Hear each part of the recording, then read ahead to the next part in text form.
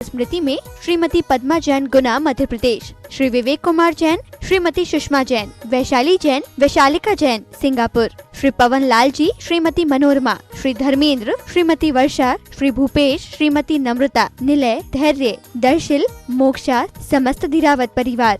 Firm PM enterprises, Ghatol, जिला बांसवाड़ा, राजस्थान। श्री सुंदर Lal ji, Shri engineer Pankaj Kumar, Shri Rajesh Kumar, शिक्षक, श्री मनोज कुमार, गर्वित, शशांक, मुदित, सौम्य, पर्व, अक्ष। फर्म लीला बर्तन भंडार, घाटोल, जिला बांसवाड़ा, राजस्थान।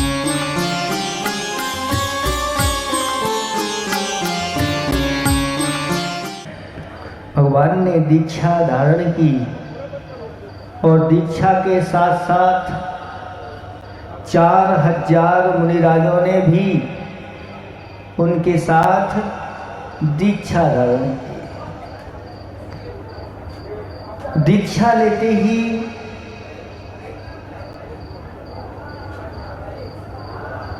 जो तीर्थंकर प्रकृति का बंद करके आते हैं, जब तक केवल ज्ञान की प्राप्ति ना हो जाए तब तक मौन धारण करते हैं। कोई उपदेश नहीं देते, किसी से कोई बात नहीं करते, क्योंकि अभी छद्मस्त दशा है। यद्यपि 4 ज्ञान के धारी हैं, श्रुत का उनको ज्ञान होता है, लेकिन पूर्ण ज्ञान नहीं होने के कारण से वह मौन धारण कर लेते हैं और मौन धारण करके दीक्षा के बाद योग में लीन हो जाते हैं। 6 माह का योग धारण करते हैं, क्योंकि वह तो अतुल बल के धारी हुआ करते हैं। तीर्थंकर चाहें तो ऐसे बैठ जाएं कि केवल ज्ञान होकर के भी उठ सकते हैं, लेकिन ऐसा नहीं करते। 6 महीने के लिए योग निरुद्ध अपने योगों को स्थिर करके बैठ जाते हैं और धीरे धीरे जब समय निकलता है, जिन मुनिराजों ने दीक्षा धारण की थी, अंतरंग से असाता वेदनी कर्म की उदीर्णा हुई, भूख सहन नहीं हो पाई और जिनको आदर्श मान करके दीक्षा धारण की थी वह ध्यान में बैठे हुए हैं, कुछ बोल भी नहीं रहे हैं, देख भी नहीं रहे, न किसी प्रकार की कोई प्रतिक्रिया कर रहे हैं। धीरे धीरे हुआ यूं कि आहार चर्या का ज्ञान नहीं होने के कारण से वह अपनी मनमानी करने लगे, वृक्षों के फल खाने लगे, नदियों का पानी पीने लगे। तब देवों ने आकर के उनको संबोधन किया और कहा, इस मुनि पद के साथ इस प्रकार की क्रियाएं शोभनीय नहीं।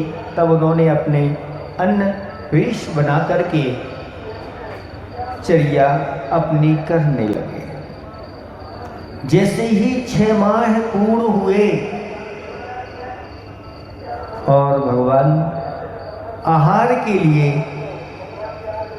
नगर की ओर जाने लगे। जो तीर्थंकर होते हैं, शास्त्रों में वर्णन आया है कि बिना आहार लिए केवल ज्ञान को प्राप्त नहीं करते। ये चर्या दिखाना भी जरूरी है, तभी आगे जाकर के मोक्ष मार्ग आगे बढ़ेगा। अगर आहार चर्या नहीं करेंगे तो अन्य मुनिराजों की चर्या नहीं हो पाएगी। श्रावक भी कैसे वह अपने दान देकर के श्रावक धर्म को पूर्णता दे सकेगा। इसलिए महापुरुषों का कार्य होता है, तीर्थंकरों का, कि ये आहार चर्या के लिए निकलते हैं, जिसके माध्यम से श्रावक के लिए बहुत बड़ा लाभ होता है। कितना बड़ा लाभ होता है। तो शास्त्रों में लिखा है कि जहाँ तीर्थंकर का पहला आहार होता है वो भव्य प्राणी उसी भाव से मोक्ष को प्राप्त करता है। तो महान पुरुष तो ऐसे होते हैं कि स्वयं मोक्ष जाने के पहले कितने लोगों के लिए मोक्ष का मार्ग खोलते हैं, कह नहीं सकते। ऐसी महान चर्या उन तीर्थंकर मुनिराज की हुआ करती है और वह आहार चर्या के लिए जाते हैं, लेकिन सब जगह घूम करके आ जाते हैं। आहार नहीं मिल रहा है, कारण क्या है? भगवान के अंतराय कर्म का उदय चल रहा है कि श्रावकों के अंतराय कर्म का उदय चल रहा है? भगवान तो आपके यहाँ आ रहे हैं। यद्यपि शास्त्रों में वर्णन किया गया है कि जो पात्र होते हैं उनके अंतराय कर्म का, कौन से अंतराय कर्म? लाभांतराय कर्म का उदय चलता है। और श्रावक के लिए अगर लाभ नहीं हो रहा है तो वह दानांतराय कर्म का उसका उदय चल रहा है। निरंतर जाते रहे लेकिन आहार चर्या नहीं हो पाई। वापस वन की ओर फिर चले जाते, फिर नगर की ओर चले जाते। आखिर लोग सोच रहे हैं कि इनके लिए क्या आवश्यकता है। कोई धन देना चाहता है, कोई पुत्रियां देना चाहता है, कोई वैभव देना चाहता है और कोई भोजन भी देना चाहता है, लेकिन शास्त्रों में जैसा वर्णन किया गया है वैसी विधि कोई नहीं कर रहा है। क्या इसकी विधि है? तो कहा यथा विधि यह आहार दान हुआ करता है। यथा विधि क्या है? कौन सी विधि है भगवान की? कौन सी विधि है मुनिराजों की? तो कहते हैं यथा विधि का अर्थ होता है नवदा भक्ति पूर्वक आहार दिया जाता है। वह नवदा भक्ति क्या होती है उस समय लोग नहीं जानते थे। उसके अभाव में ऐसे महान पात्र आपके नगर में आते थे, आपके घर के सामने आदि से निकल जाते थे, लेकिन नहीं मिलते। शास्त्रों में वर्णन किया गया है कि जो मुनिराज होते हैं वह एक चिंतामणि रत्न के समान हुआ करते हैं। चिंतामणि रत्न आज दुर्लभ है, लेकिन चिंतामणि रत्न से भी बढ़कर के एक मुनिराज होते हैं जिसके घर में चले जाते हैं। वह ऐसा पुण्य का संचय करता है कि चिंतामणि रत्न का पुण्य भी उसके सामने फीका पड़ जाता है और सारी वस्तुओं की प्राप्ति उपलब्धि उस व्यक्ति को हो जाती है। और कहा कि जिस घर से ये चिंतामणि अगर वापस लौट आए उसको लाभ नहीं मिल पाए तो कितना बड़ा घाटा उसके लिए हो जाता है, और जिसको ये चिंतामणि मिल जाए तो माला माल हो जाता है। तो यथाविधि यत्न नवदा भक्ति का अर्थ होता है कि सबसे पहले पड़गाहन करना। तो पड़गाहन कैसे करना? शुद्ध वस्त्र पहन करके। तो शुद्ध वस्त्र तभी पहने जाते हैं जब शरीर को शुद्ध किया जाता है। ऐसा नहीं स्नान किया नहीं हो और शुद्ध वस्त्र पहन लो, महाराज हम तो शुद्ध वस्त्र पहन के आए हैं। तो शरीर की शुद्धि आवश्यकता होती है। जो श्रावक शास्त्रों में वर्णन है स्नान करके शुद्ध वस्त्र धारण करके, और वस्त्र भी एक वस्त्र नहीं 2 आदि वस्त्र होना चाहिए ड्रेस में होना चाहिए। ड्रेस के लिए धोती दुपट्टा का वर्णन किया गया है।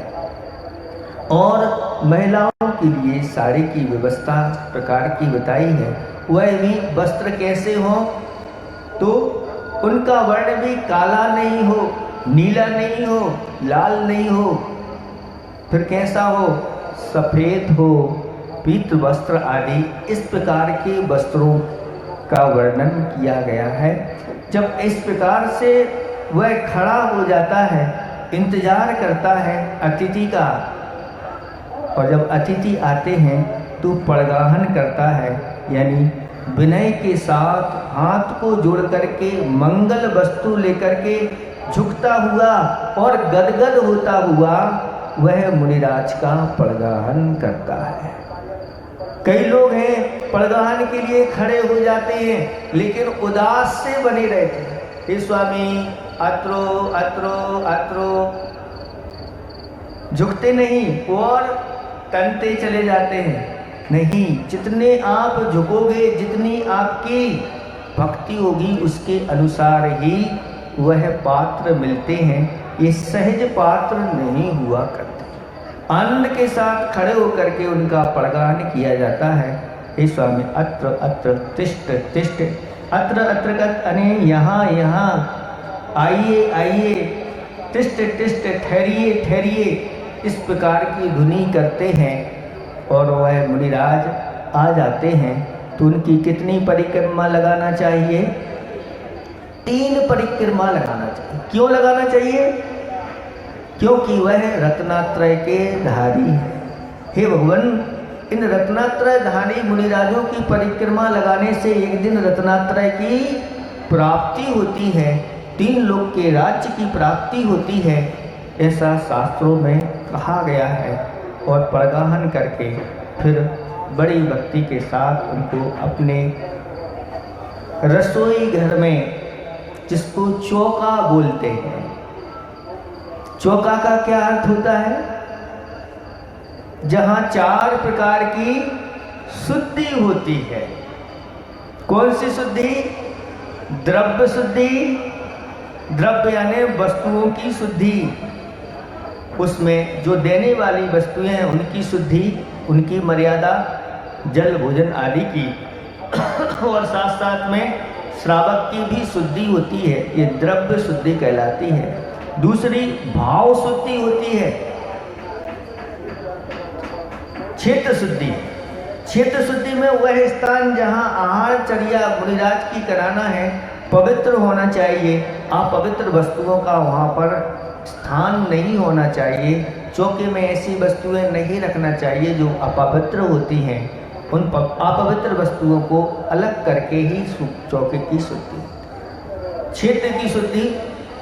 फिर इसके बाद काल की शुद्धि। जिस समय आहारचर्या का काल होता है उसके लिए कहा कि सुबह का 2-3 घड़ी निकल जाए, उसके बाद और शाम को भी 2-3 घड़ी के पहले तक, बीच की मध्याह्न की 2 घड़ी को छोड़ करके, और वह उनका काल होता है। सूतक पातक आदि में पड़गान आदि नहीं होता। घर में कोई विशेष अगर आपके महोत्सव आदि हो रहे हैं तो ऐसे समय पर निषेध किया गया है। तो ये होती है काल की शुद्धि। फिर इसके साथ साथ भाव की शुद्धि। तो हमारे भाव पवित्र होना चाहिए, निर्मल होना चाहिए। जहाँ 4 शुद्धि होती हैं उसको बोलते हैं चौका। और 16 किसे बोलते हैं? इन 4 में 4 का और कर दो, ये 4 प्रकार की शुद्धि भी 4 प्रकार की होती हैं, तो वह 16 हो जाता है। अथवा नवदा भक्ति और श्रावक के 7 गुण होते हैं, और 9 और 7 जोड़ दो तो कितने हो जाते हैं?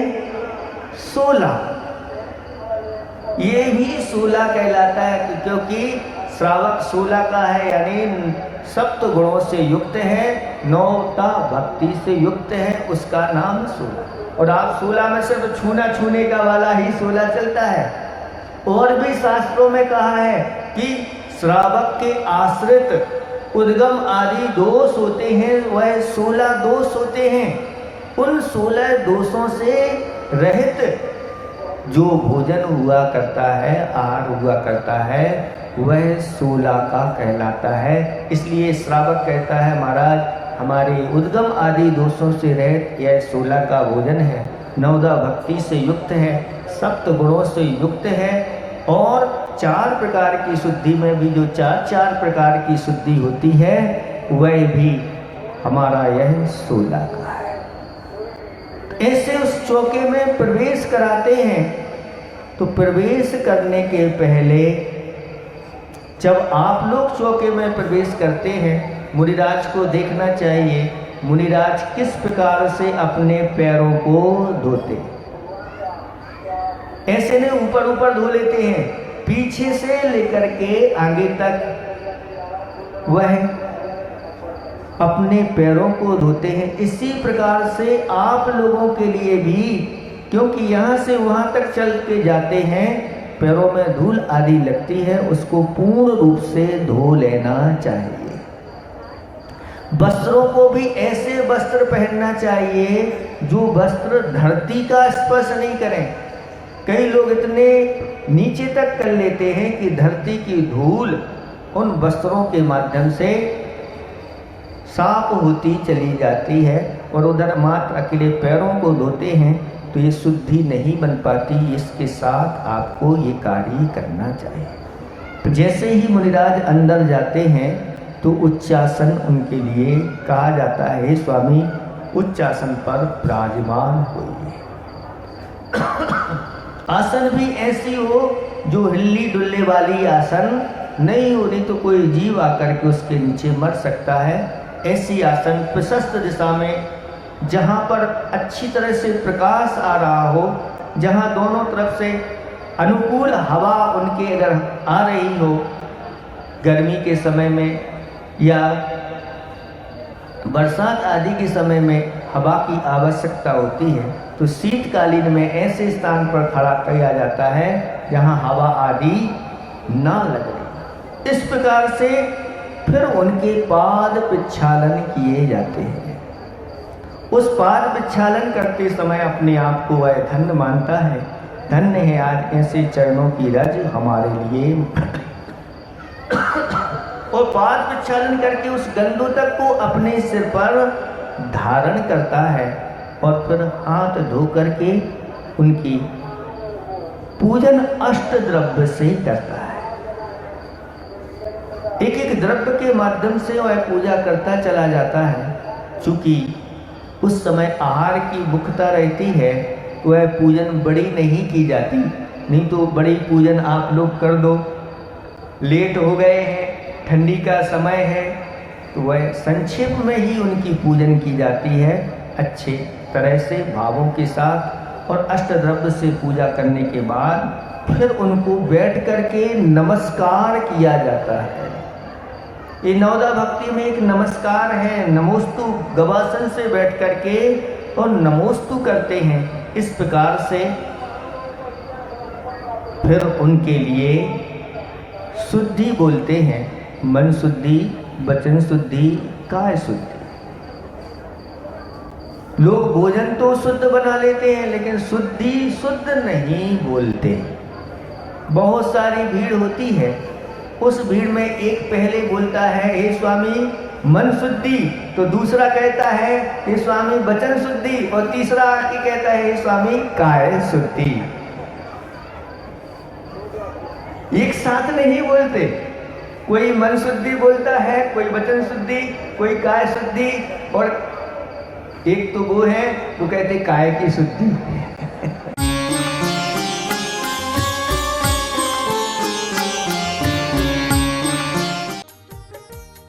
इस कार्यक्रम के पुण्यार्चक थे स्वर्गीय श्री प्रेमचंद जैन की पुण्य स्मृति में श्रीमती पद्मा जैन, गुना, मध्य प्रदेश, श्री विवेक कुमार जैन, श्रीमती सुषमा जैन, वैशाली जैन, वैशालिका जैन, सिंगापुर, श्री पवन लाल जी, श्रीमती मनोरमा, श्री धर्मेंद्र, श्रीमती वर्षा, श्री भूपेश, श्रीमती नम्रता, निलय, धैर्य, दर्शिल, मोक्षा, समस्त धीरावत परिवार, फर्म पीएम एंटरप्राइजेस, घाटोल, जिला बांसवाड़ा, राजस्थान, श्री सुंदर लाल जी, श्री इंजीनियर पंकज कुमार, श्री राजेश कुमार शिक्षक, श्री मनोज कुमार, गर्वित, शशांक, मुदित, सौम्य, पर्व अक्ष फर्म लीला बर्तन भंडार घाटोल जिला बांसवाड़ा राजस्थान।